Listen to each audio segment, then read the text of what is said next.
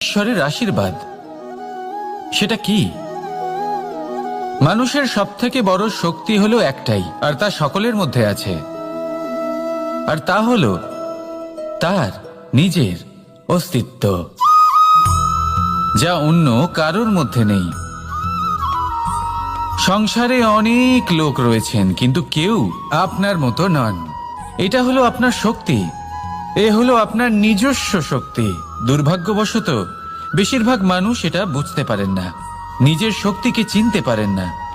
কিন্তু যদি আপনি চিনতে পারেন, তাহলে আপনি নিজের অন্তরে অনুভব করবেন একটা অসীম শক্তির অস্তিত্ব।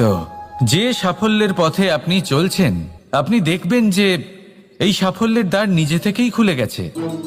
শুধু প্রয়োজন হলো নিজের এই শক্তিকে চিনে নেবার, নিজের এই বিশেষত্বকে বোঝার। কারণ এই যে আপনার বিশেষত্ব, এ কোনোদিনও আপনার থেকে দূরে চলে